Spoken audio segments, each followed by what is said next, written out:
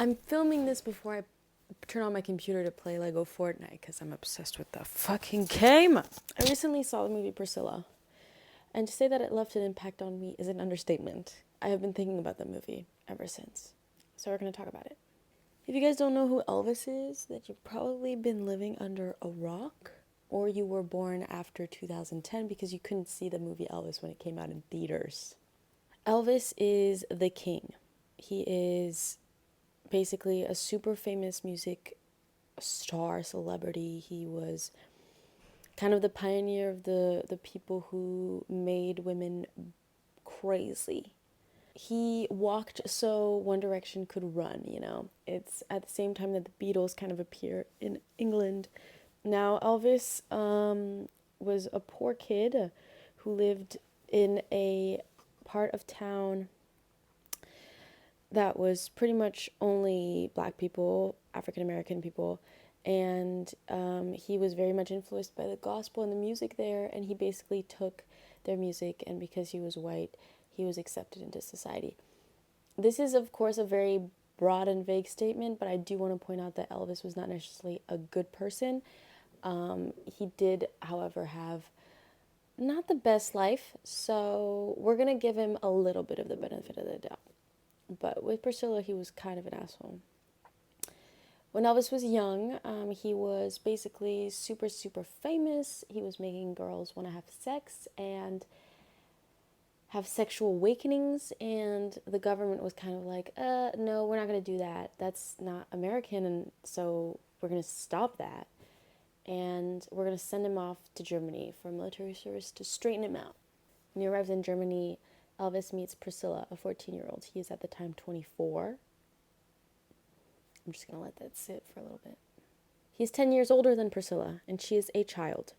Because she is currently in Germany with her family because her dad is part of the military, so they've been muted there.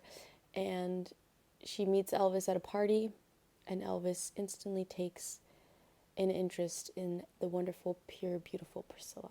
To Priscilla, Elvis is her idol. He's a very famous star. He is popular, and he takes an interest in her. If I was 14 and Harry Styles came to me and told me, do you want to hook up? I'd be like, yeah, give me a time and date.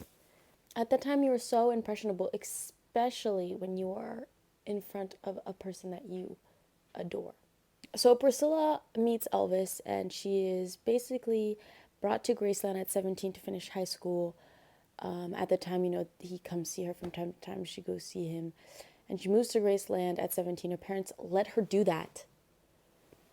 At the time, Elvis is 27. And she lives there. And that's kind of where the story really gets deep. This movie, of course, is based on Priscilla's perspective. It is based on her autobiography. She produced the movie. Priscilla Presley produced the movie. And it is, of course, from her point of view and how she saw Elvis. The movie is directed and produced by Sofia Coppola, an amazing Nepo baby.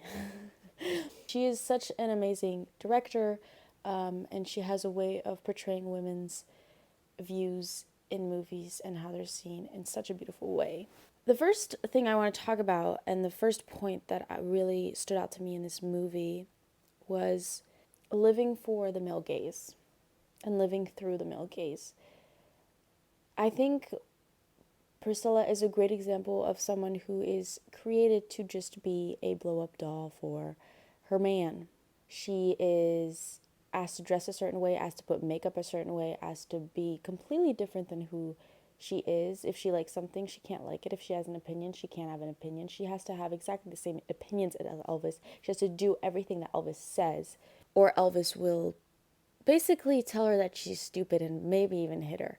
Now, I think that this is a perfect example of living through the male gaze because it is so prevalent in our personal lives. And I think I'm going to try and give you some examples of things that everyone goes through or that things that I've lived through in my personal life so that we can kind of attach it to this concept that is living for the male gaze. We live in a society where men are, you know, still pretty much at the top of society. They can do no wrong, especially white men. And women are taught to be soft and kind and not speak too loud and be skinny and be pretty and be a ornament around a man, basically. Now things are changing, but I think you can correlate this to when you have a crush on someone and you try and like things that they like, especially when you're young, and you try to change your personality so that they'll like it. You want to be liked by the person that you like, of course. And that's a perfect example of changing who you are just so someone can like you. And just because that's what we're taught to do as young women. I think another great example that I have in my personal life that happened recently, so it was kind of just like perfect because when I saw the movie, I was like, oh my God, is during New Year's, I wore a very skimpy dress because it's fucking New Year's. And if you're not here to dress like a slut, where are you? But I never wear stuff like that. Very rarely. I wear very much baggy clothes. And this gave me an opportunity to get dressed up, wear makeup. And I saw a lot of my colleagues from work. And when I'm at work, I look like this. Like, this is what I look like. Not saying that I'm not pretty, but I definitely accentuated things. And the amount of people that, like, did a whole wedding and were like, oh my God, like, you're pretty. It's like, fuck, like, am I only my body? Am I just a blow up doll? Am I just this? Like, I have a brain and I have thoughts and I have a heart. And, like, you know, in Little Women, the speech, it's like, we haven't moved from that, have we? We're still in the same place where women are just bodies that prance around and men are just like, oh my God, look. Like, that is what it felt like for me. And so seeing the movie and seeing that she is just made out to be pretty for Elvis, it's just, you feel so bad for her. And it's so prevalent in our society at the moment. So I think, you know, it's so interesting to see things on the big screen and then realize that it's been a part of your life this whole time. Now, Priscilla is brought into a world of partying and drugs, but she spends most of her time at home. And in the movie, you have the second thing which really stuck out to me, which is the silence that she lives through. Priscilla is pretty much a secret. You know, Elvis is doing his movies, cheating on her with every woman in the world, every famous woman, and Priscilla sits at home and waits. That's literally all she does.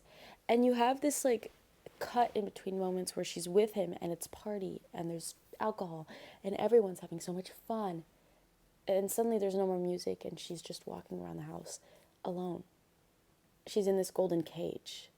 And I feel like this is also something that's very prevalent in toxic relationships, where someone will make you feel so good that you'll forget the 2 weeks where they didn't talk to you, you know? It's like the highs are so high, but the lows are so low. And someone can make you feel so bad, but if they come from time to time, you know, you're going to forgive them and they're going to be forgiven. And I think that that's what Priscilla does. You know, I think she also feels so lucky to be in this world. And Elvis makes sure to make her understand that she's super lucky, that she gets to have whatever she wants, that she can spend money and have fancy dresses and be rich, but she has to be like this. And also he's going on tour for like 8 months and she won't be able to see him. And yeah, I think she just feels like second best. And you can really sense it that she's, you know, it's hard for her to be in that house alone. Like when you're used to like having this social life when you're with your husband or your person, and then suddenly everything is taken away from you for a week, it must feel so lonely. And you're in this wonderful relationship apparently, but you spend most of the year just lonely and feel like you're all alone and you have no one. And even when they're together, there are scenes where they're basically stuck in the room and they spend most of their days in the room doing nothing but just being together.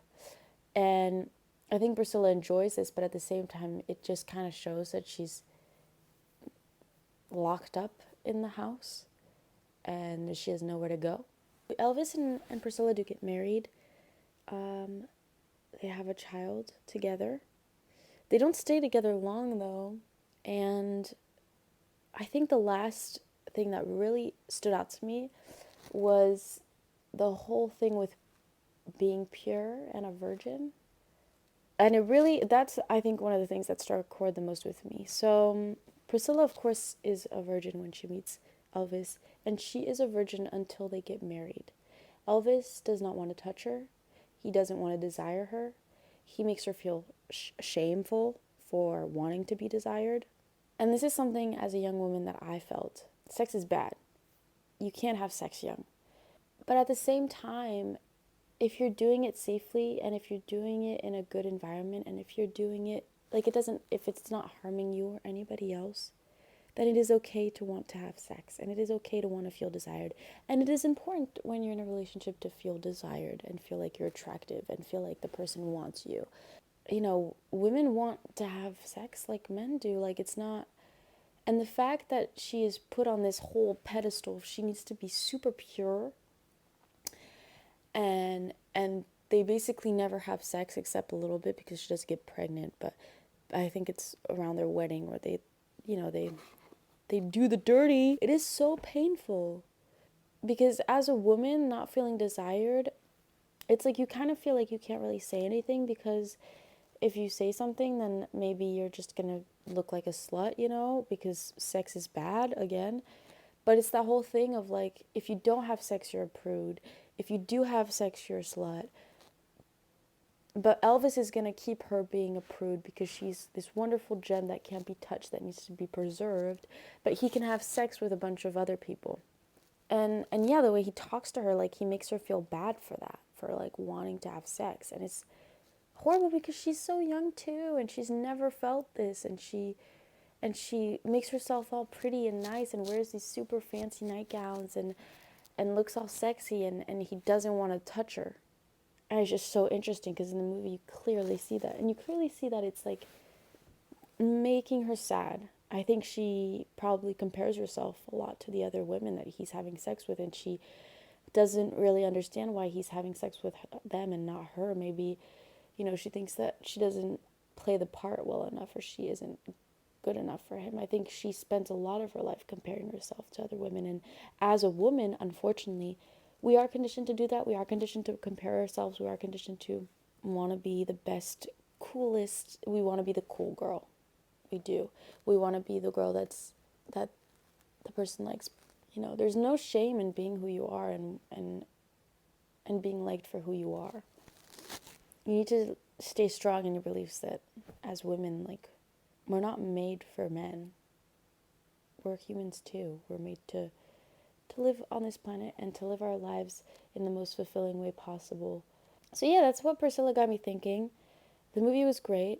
It was really beautiful. It was way shorter than I thought it would be. Like, it went by so fast. The ending is pretty interesting. It kind of just cuts. And I mean, we all know what Priscilla becomes after, but it's an interesting way to end the movie. But I really enjoyed it. And I think if you have a chance to go see it and you are a woman, then you will probably feel a lot of things that I feel. And movies like this that put into perspective things that you don't realize are part of your daily life are so important because they really make you, you know, think and wonder, like, what can you change to not be stuck in those types of things. But yeah, I don't ever say this in my videos, but don't forget to subscribe and like and comment and share your opinion on Priscilla, because I've been really enjoying making videos and I will keep making videos. This isn't the last of me.